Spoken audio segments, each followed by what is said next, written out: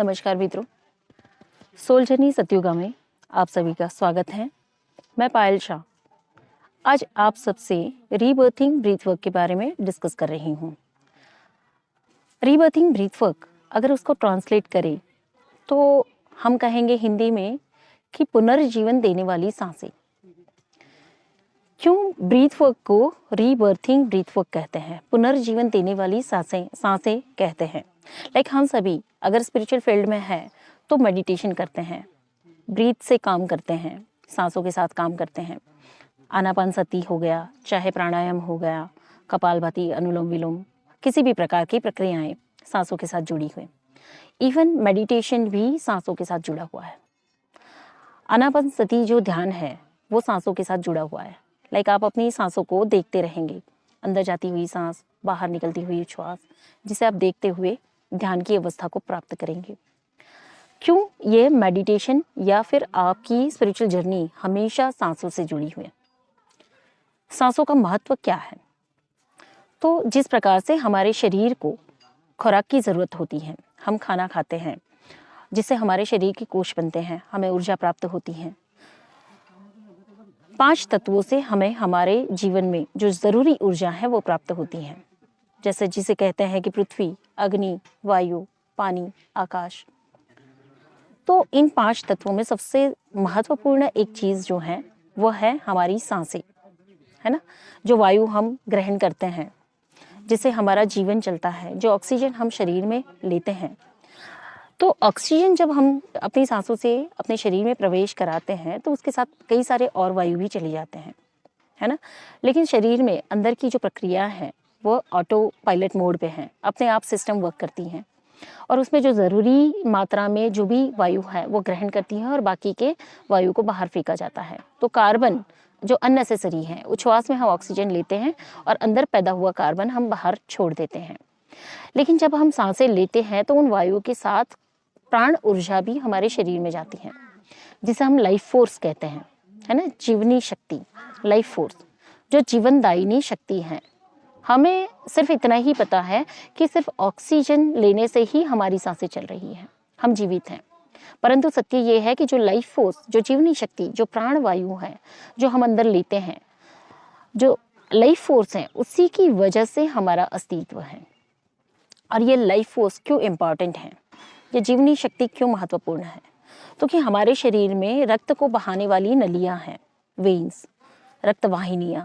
तो उसी के साथ हमारे शरीर में वायु को ग्रहण करके प्राण ऊर्जा को अपने पूरे शरीर में बहाने वाली भी नलियां हैं, एनर्जी चैनल्स जिसे कहते हैं। यह एनर्जी चैनल्स उस लाइफ फोर्स को ग्रहण करती हैं और पूरे शरीर में सभी कोशों के आसपास उसे फैलाती हैं।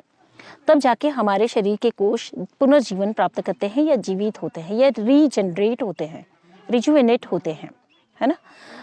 अगर समझ लीजिए कि शरीर का कोई हिस्सा जहाँ पे उसे प्रॉपर मात्रा में वो प्राण शक्ति ना मिल रही हो तो वो कोश वहाँ पे निर्जीव होना शुरू हो जाएगा। उस कोश को पुनर्जीवन पाने के लिए या रीजनरेट होने के लिए भी प्राण शक्ति की, प्राण ऊर्जा की उतनी ही जरूरत रहती है। तो मित्रों, अगर इस प्राण शक्ति के महत्व को और अच्छे तरीके से समझिए तो ऑब्जर्व करिएगा, जब आप बहुत आनंदित अवस्था में हैं, बहुत खुश हैं, बहुत शांति का अनुभव कर रहे हैं, सहज स्वाभाविक रूप से आप अपनी सांसों को शांत महसूस करेंगे, शांत पाएंगे। आंखें बंद करके आप कल्पना कर सकते हैं आप बहुत ही सुंदर बगीचे में हैं, बहुत सुंदर फूलों को देख रहे हैं, बहुत शांत वातावरण है, कुदरत की गोद में है आप और बहुत अच्छा अनुभव कर रहे हैं। और अपनी सांसों पे ध्यान लगाएंगे तो आप महसूस करेंगे आपकी सांसें शांत हो रही हैं, अपने आप ही काम होती जा रही है।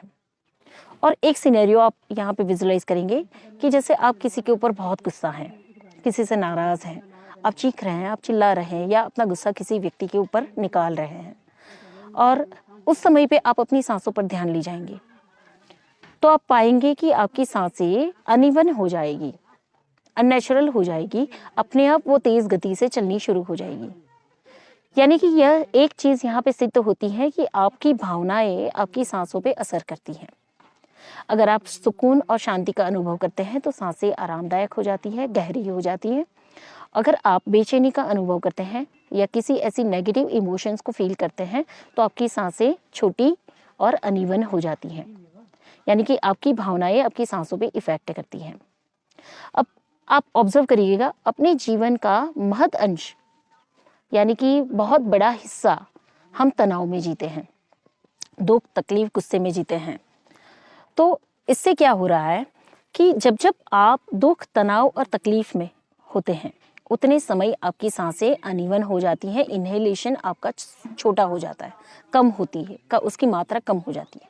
अब जितना एक्सहेलेशन ज़्यादा होगा, इनहेलेशन कम होगा, उतनी मात्रा में आपके शरीर में ऑक्सीजन भी कम जाएगा, प्राण शक्ति भी उतनी कम जाएगी, यानी कि लाइफ फोर्स भी उतना कम जाएगा। अब जब लाइफ फोर्स अंदर कम जा रहा है तो आपके कोशों को जितनी मात्रा में जीवनी शक्ति की ज़रूरत है, प्राण ऊर्जा की ज़रूरत है, वह कम पहुंचेगी, यानी कि बाय डिफ़ॉल्ट आपकी एजिंग प्रोसेस बढ़ जाएगी। बाय डिफ़ॉल्ट आपके शरीर में कहीं पे ब्लॉकेजेस क्रिएट होने शुरू हो जाएंगे, कुछ कोश निर्जीव होना शुरू हो जाएंगे और कोई ना कोई किसी न किसी प्रकार की बीमारियों को आप अटैक करेंगे।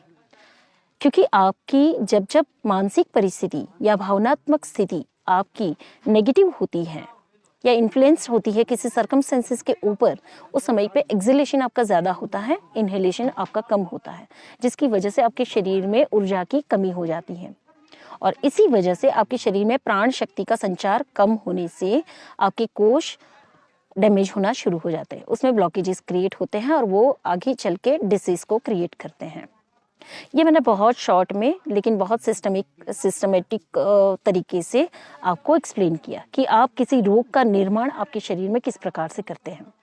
अब हम बात करते हैं रीबर्थिंग ब्रीथ वर्क की। यह रीबर्थिंग ब्रीथ वर्क आपको किस प्रकार से हेल्प करता है? तो कि रीबर्थिंग ब्रीथ वर्क यानी कि excess rapid breathing. Rebirthing breath work को पहले तो हमने जैसे ट्रांसलेट किया कि पुनर्जीवन देने वाली सांसें, और इसे क्यों पुनर्जीवन देने वाली सांसें कहा जाता है? तो कि ये ब्रीथिंग प्रैक्टिस आपकी जो वेन्स एनर्जी को ले बहाने वाली जो नलियां हैं जहाँ पे ब्लॉकेजेस क्रिएट हो चुके हैं उनमें शक्ति का संचार करता है, यानी कि उसमें पुनर्जीवन लाता है। अब आपके शरीर के कोष जहाँ पे डेड हो चुके हैं, जो कोष आपके डेड हो चुके हैं, जहाँ पे एनर्जी का फ्लो बंद हो चुका है, वहाँ पे ये सांसें पुनर्जीवन लाती हैं, उस कोशों में जान डालती है ना।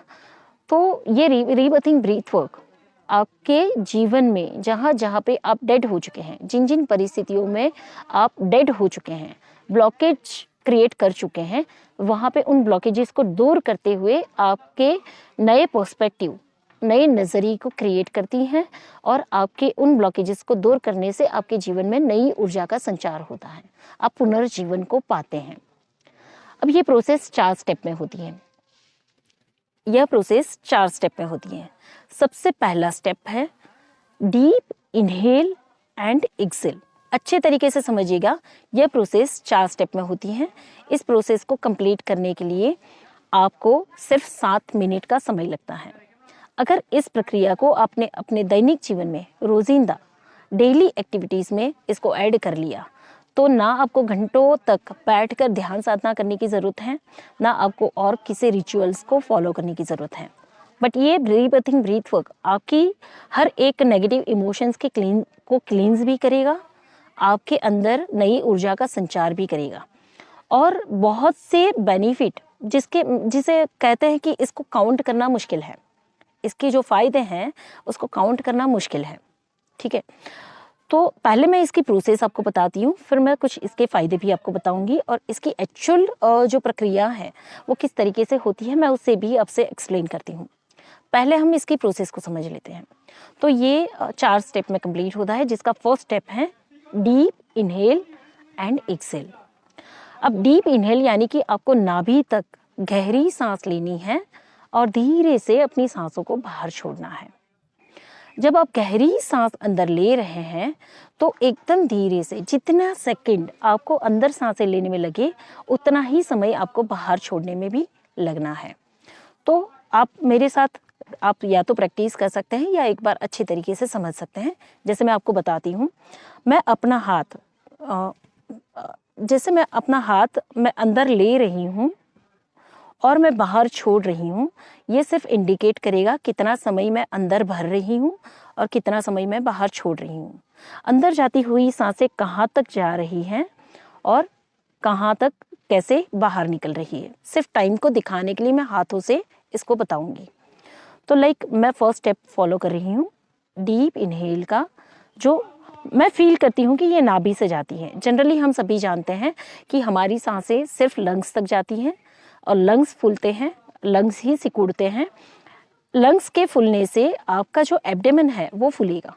कभी भी आपकी सांसें नाभि के अंदर या पेट के अंदर नहीं जाती हैं, बट सिर्फ वो एक फील आती है कि जहाँ से आपके लंग्स फूलने से आपका एब्डोमेन जो है वो फूलता है और वो अंदर जाता है। बट ये समझने के लिए है कि हम नाभि तक सांस ले रहे हैं। तो डीप इनहेल,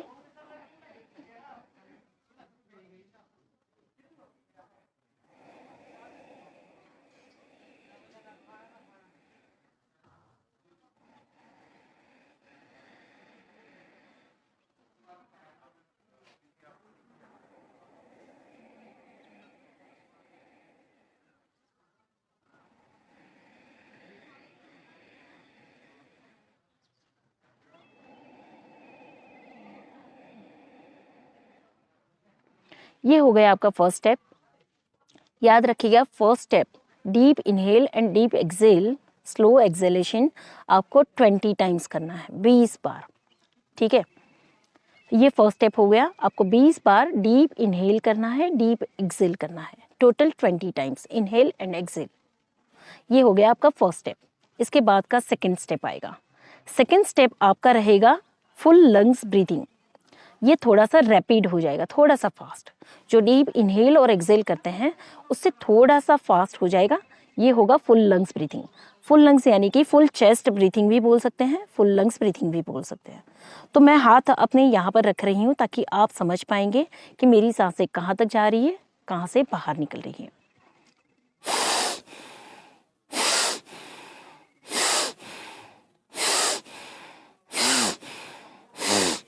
अब इसमें आपको क्या दिखाई देगा कि मैं फोर्सफुली इनहेल कर रही हूँ।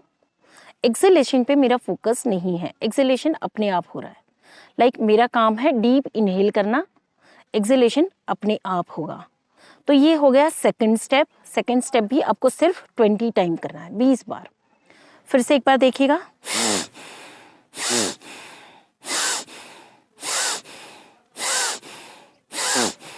मैं सिर्फ सांसें खींचकर लंग्स को फुल कर रही हूँ। सांसें अपने आप छूट रही है। जैसे कि आप इमेजिन कर सकते हैं, आप किसी फुग्गे में हवा भर रहे हो, तो हवा कैसे भरेंगे आप? फुग्गे में हवा भरते समय आप सिर्फ हवा छोड़ेंगे और लेने के लिए आप नहीं सोचेंगे, लेना अपने आप होता है। तो इसी प्रकार से इसमें हम हमारे लंग्स में हवा भरते हैं, तो अंदर हवा फेंक रहे हैं, छोड़ने की हम नहीं सोचेंगे, वो अपने आप छूटेगी। तो मेरा पूरा फोकस रहेगा इनहेल पे। ये मेरा हो गया सेकंड स्टेप। सेकंड स्टेप मैं करूंगी 20 टाइम्स। इसके बाद का मेरा थर्ड स्टेप आएगा, जो मिडल लंग्स ब्रीथिंग आएगा। इसको हम कहेंगे हाफ चेस्ट ब्रीथिंग या फिर मिडल लंग्स ब्रीथिंग। ये भी 20 टाइम्स होगा। यहाँ पे भी आपको रैपिड ब्रीथिंग करना है, डीप रैपिड फास्ट ब्रीथिंग। यहाँ पे स्पीड थोड़ी और बढ़ जाएगी, इसलिए इसको रैपिड हाफ लंग्स ब्रीथिंग भी कहते हैं। ठीक है, अब इसकी प्रोसेस को समझिए।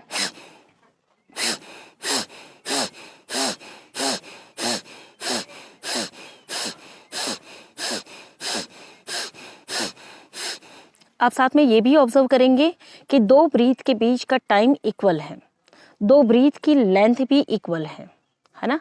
मैं जितना इनहेल कर रही हूँ उतना ही दूसरी बार भी इनहेल करती हूँ, दो के बीच का गैप इक्वल है।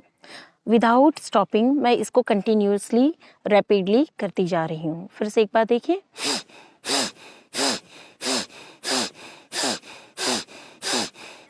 मैं पूरा फोकस अपना इनहेलेशन पे ले जा रही हूँ। अंदर मुझे हवा भरनी है, बाहर छोड़ने के ऊपर मुझे बिल्कुल भी फोकस नहीं करना है, छूटेगा अपने आप। यानी कि फिर से हम ध्यान लगाएंगे, अगर मैं फुग्गे में हवा भर रही हूँ, एक बलून है, अगर मैं उसको फुला रही हूँ तो मैं उसमें हवा भरूंगी, मैं फुग्गे में हवा भर रही हूँ, मैं सांस ले नहीं रही हूँ, 2 सांस छोड़ने के बीच में अपने आप सांस ले रही हूँ। इसी प्रकार से जब मैं अपने लंग्स को भर रही हूँ तो अंदर हवा फेंक रही हूँ, उस समय पे छोड़ना अपने आप होगा। यहाँ पे मुझे अंदर हवा भी फेंकनी है। तो ये 3rd स्टेप आपको फिर से देखना है, जिसे हाफ लंग्स ब्रीथिंग भी कहते हैं।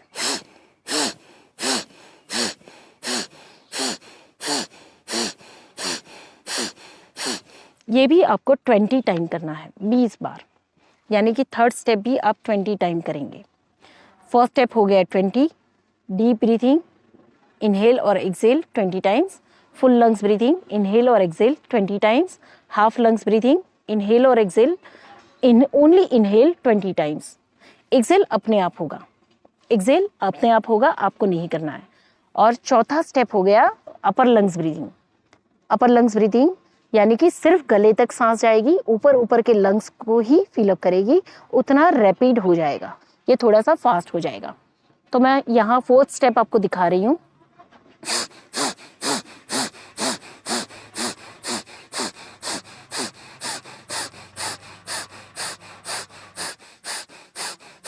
ये सिर्फ अपर लंग्स ब्रीथिंग है। यहाँ पे रैपिड इनहेल हो जाएगा, बहुत फास्ट मैं इनहेलेशन कर रही हूँ, एक्सेलेशन पे मेरा फोकस नहीं है। एक्सेल अपने आप होगा, 2 इनहेल के बीच में छोटा सा गैप बनेगा जिसमें एक्सेल होगा।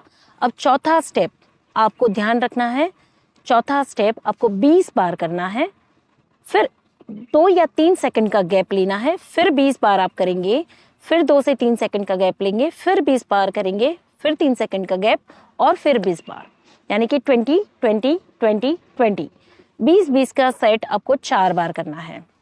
अब ये वाली ब्रीथिंग मैं एक बार आपको 20 20 20 20 के 4 बार के सेट में आपको दिखाती हूँ। कितना गैप लेना है और कितना आपको स्पीड में जाना है वो भी आप देखिए।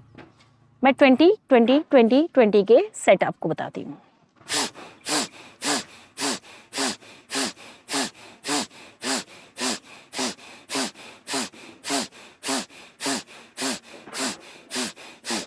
फर्स्ट सेट कंप्लीट, 3 सेकंड का gap.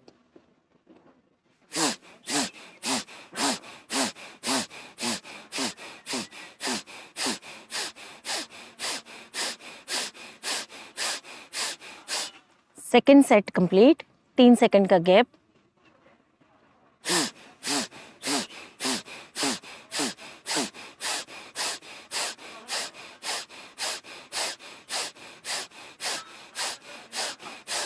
Third set complete, 3 second का गैप।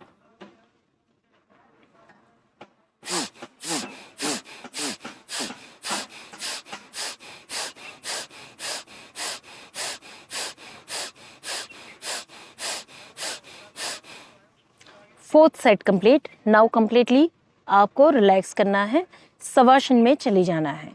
यहाँ पे आप अपनी आंखें नहीं खोलेंगे और सिर्फ रिलैक्स करेंगे। और जब आप शवासन में चले जाएंगे तो शून्य अवस्था को आप प्राप्त करेंगे। यह शून्य अवस्था ऐसी साइलेंट होगी कि लाइक आपने बरसों की तपस्या की हो, बरसों तक ध्यान किया हो और उस ध्यान के बाद की जो अवस्था आपने प्राप्त की हो, वो वाली शांति, वो वाला शून्य आप महसूस करेंगे। अच्छा, ये प्रक्रिया आपको इस प्रकार से बैठकर नहीं करनी है जैसे मैं अभी आपको बता रही हूँ। ये प्रक्रिया आपको या तो लेटे लेटे करना है, सोते हुए, या फिर अच्छे से पीछे बैक सपोर्ट लेकर करना है, क्योंकि इस प्रोसेस में आपको चक्कर आ सकते हैं, आपके हाथों में टिंगलिंग सेंसेशंस हो सकते हैं, ये पूरा हैवी हो सकता है फोरहेड आपका, शोल्डर आपके सेंसेशन और वाइब्रेशंस हो सकते हैं शोल्डर्स में, या फिर किसी प्रकार से बहुत हैवीनेस या पेन जनरेट हो सकता है इनिशियल लेवल पे। लेकिन विद टाइम जब जब आप प्रैक्टिस करेंगे और जितना आप इसमें माहिर बनते जाएंगे, मास्टर बनते जाएंगे, आप एक ही साथ में, जैसे 20-20-20 के हमने 4 सेट किए ना, उसी प्रकार से आप एक ही साथ में 200 या 300 ब्रीथ एक साथ कर पाएंगे। बट डेली बेसिस पे एटलीस्ट आप ये 4 स्टेप को फॉलो करेंगे तो इससे क्या फ़ायदा होना है जो मैं आपको एक्सप्लेन करती हूँ। अगर इस प्रक्रिया को आपने अपने डेली रूटीन में शामिल कर दिया तो सबसे पहले आपकी लाइफ में जितने भी इल्यूजन्स हैं वो इल्यूजन्स दूर होने शुरू हो जाएंगे और रियलिटी आप महसूस करना शुरू करेंगे। आप 2-2 3-3 घंटे के मेडिटेशन करने के बाद भी जो समाधि की या शांति की शून्य अवस्था प्राप्त नहीं कर पाते हैं, वो अवस्था आप इस 7 मिनट के ब्रीथिंग वर्क से इंस्टेंटली फील करेंगे। यानी कि इस प्रोसेस को कंप्लीट करने के बाद जो शवासन की अवस्था आती है वो शून्य होता है, और वो शून्य काफ़ी देर तक आप महसूस कर सकते हैं। इसके और भी फायदे हैं, जैसे आपके शरीर के कितने भी ब्लॉकेजेस हैं वो रिलीज हो जाएंगे, कितने रोग अगर आपके पुराने हो चुके हैं वो यहाँ से क्लियर होने शुरू हो जाएंगे।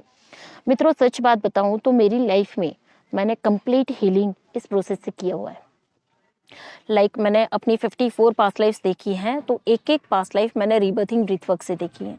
अपने जितने भी लाइफ के जो ओल्ड ब्लॉकेजेस हैं, जो पास्ट कर्मास हैं, या जो भी ऐसे ब्लॉक हैं जो मुझे कभी दिखाई नहीं दिए, मेरे ब्लाइंड स्पॉट्स थे, वो मैंने इस ब्रीथ वर्क से क्लियर किए हुए हैं। मेरी लाइफ का हर एक पहलू इस ब्रीथ वर्क से रिजुवेनेट हुआ है। हर एक एक्सपीरियंसेस, हर एक सत्य को मैंने पाया है सिर्फ इसी ब्रीथ वर्क से। मेरे जीवन का सबसे बड़ा सत्य है ये ब्रीथ वर्क, इसलिए मैं आज आपसे शेयर कर रही हूँ। कई बार हमें पास्ट लाइफ में जाने के लिए हम कोशिश करते हैं, लेकिन विजन्स नहीं आते हैं, कुछ ब्लॉकेजेस होते हैं। उन ब्लॉकेजेस को भी इस ब्रीथ वर्क से हम क्लियर कर सकते हैं। इस ब्रीथ वर्क से हम अपनी पास्ट लाइफ को भी देख सकते हैं। इस ब्रीथ वर्क से हम हमारे सारे डिसीज और ब्लॉकेजेस को भी क्लियर कर सकते हैं और एक परम सत्य को पा सकते हैं। ठीक है। अच्छा, दूसरा, ये ब्रीथ वर्क की एक और सच्चाई है। यह ब्रीथ वर्क वैसे बेसिकली 5 तत्वों के साथ किया जाता है। हमारा शरीर जो बना हुआ है वो 5 तत्वों का है, और शरीर में 5 तत्वों की हाजिरी होती है, लेकिन उसी तत्वों के ब्लॉक्स भी होते हैं। 5 तत्व हमारे 5 चक्रा से जुड़े हुए हैं, जो हमारे नीचे के 5 चक्रा हैं। 3 चक्रा हमारे फिजिकल वर्ल्ड के हैं, और ऊपर के जो 2 चक्रास हैं वो हमारी स्पिरिचुअलिटी और फिजिकल वर्ल्ड दोनों से कनेक्ट होते हैं। तो हमारे जीवन के जितने भी अनुभव हैं, उन अनुभवों में जो ब्लॉकेजेस हमने क्रिएट किए हैं वो हमारे चक्रा को भी डिसअलाइन करते हैं, तो हमारे तत्व भी बिगड़ते हैं। तो ये जो ब्रीथ वर्क है वो हमारे 5 तत्वों के साथ किया जाता है। पहला तत्व है पृथ्वी। जब पृथ्वी तत्व के साथ काम करना है और इसी ब्रीथ वर्क की प्रैक्टिस के साथ आगे बढ़ना है, तो मिट्टी में आपको यहाँ तक बिठाया जाता है, अंदर यहाँ तक मिट्टी भरी होती है, और वहाँ पे आप ब्रीथ वर्क करेंगे जिससे आपका पृथ्वी तत्व अलाइंड होगा, आपकी पास्ट लाइफ एक्सप्लोर होगी, आपके पृथ्वी तत्व रिलेटेड ब्लॉकेजेस क्लियर होंगे, और आपकी लाइफ में पृथ्वी तत्व का जो बैलेंस है, जो इम्बैलेंस जनरेट हुआ है, वो कम्प्लीटली बैलेंस हो जाएगा। इसी प्रकार से वाटर के साथ इसको ब्रीथिंग को करना होता है, जहाँ पे आप स्विमिंग पूल में या बाथटब में पानी में यहाँ तक बैठेंगे और उसके अंदर जब ब्रीथ वर्क करेंगे। लेकिन ये वाटर वाला सेशन या तत्वों के साथ का कोई भी सेशन आप कभी भी अकेले नहीं कर सकते हैं। इसके लिए आपको प्रॉपर गाइडेंस और वॉलंटियर्स की ज़रूरत होती है, बट फिर भी मैं सिर्फ इसको एक्सप्लेन कर रही हूँ कि इसके बेनिफिट हम किस किस प्रकार से ले सकते हैं। तो इन फ्यूचर जब हम हमारा आगे का जो प्रोजेक्ट है कि जो हम ऑर्गेनाइजेशन सेट करने जा रहे हैं, उसमें भी ये सारी फैसिलिटीज़ हम प्रोवाइड करने वाले हैं कि 5 तत्वों के साथ, 5 तत्वों के अलाइनमेंट के लिए हम काम करें ब्रीथ वर्क के साथ। तो वाटर एलिमेंट में आप स्विमिंग पूल में या बाथटब में ब्रीथिंग प्रैक्टिस कर सकते हैं, जिससे आपकी सैक्रल चक्र की एनर्जी को बैलेंस किया जाता है। तो उसके ब्लॉक किस प्रकार से हुए हैं, कौन से ऐसी सिचुएशंस हैं या कौन से ऐसे पास्ट कर्मास हैं जो आपके रिलेशनशिप और आपकी सैक्रल चक्र की एनर्जी को डैमेज करते हैं। इसके अलावा थर्ड आपका जो है अग्नि, जो कि सोलर प्लेक्सिस। तो अग्नि का कुंड होता है या हवन कुंड होता है जहाँ पे आपको ये ब्रीथिंग प्रैक्टिस करनी है, लेकिन ये भी किसी वॉलंटियर के साथ या किसी मास्टर के साथ आपको करनी होती है। और इसके अलावा चौथा तत्व आपका वायु है, जहाँ पे विंड के साथ काम किया जाता है। और पांचवा आपका जो तत्व हो रहेगा वो है आकाश, ईथर के साथ भी काम करते हैं। तो इस प्रकार से ये 5 तत्वों के साथ पूरी ब्रीथ वर्क होती है। बट इस ब्रीथ वर्क को डेली बेसिस पे प्रैक्टिस करने का एक ही तरीका है, जो है 4 स्टेप में मैंने आपको प्रोसेस बताई। तो मित्रों, मेरी आप सबसे एक गुजारिश भी है, एक रिक्वेस्ट भी है कि अगर लाइफ में कुछ और ना कर पाओ, सिर्फ आप 7 मिनट अपने लिए दे दो और आप ये कंटिन्यूस डेली बेसिस पे ब्रीथ वर्क करेंगे, तो लाइफ के काफ़ी ऐसे इश्यूज आप 4 से 5 दिन में देखेंगे कि आप सॉल्व करने शुरू कर देते हैं। ये ब्रीथ वर्क कभी भी किया जा सकता है, दिन में कितनी भी बार किया जा सकता है। खासकर सुबह उठें उस समय पे कर लें। रात को सोने के समय इसी ब्रीथ वर्क को करते हुए शवासन में आप लेट जाएं और सो जाएं। इसके बेनिफिट्स, आप एक तो साउंड स्लीप पा पाएंगे। अगर रात को सोते समय आपने किया तो साउंड स्लीप पाएंगे, और अर्ली मॉर्निंग में आपने कर लिया तो पूरा दिन आपका कंप्लीटली एनर्जाइज आप फील करेंगे, ऊर्जा से भरा हुआ महसूस करेंगे। इस ब्रीथ वर्क को खाने के तुरंत 1 घंटे बाद बिल्कुल नहीं करना है। 1 घंटे के बाद आप आराम से कर सकते हैं, लेकिन खाने के 1 घंटे के अंदर आप बिल्कुल नहीं करेंगे। 1 से 1.5 घंटे के बाद आप कभी भी इसको करिए।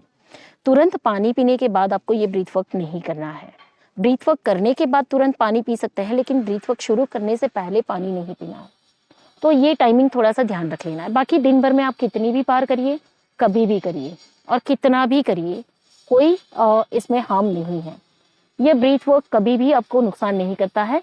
बट जब भी ब्रीथ वर्क शुरू करेंगे आपको दर्द होगा, यहाँ पे हो सकता है, यहाँ पे हो सकता है, शायद हाथों में हो सकता है, लेकिन ये दर्द सांस से लेने से नहीं हो रहा है। ऑलरेडी आपके अंदर इतने ब्लॉकेजेस पड़े हैं जिसकी वजह से आपको दर्द हो रहा है।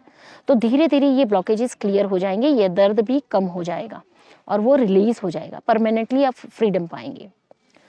तो धन्यवाद मित्रों, मैंने इसको आपको बहुत क्लियरली समझाया है। अब इसको आपको प्रैक्टिस करना है। तो मैं उम्मीद करती हूँ आप सबके लिए ये फायदेमंद होगा।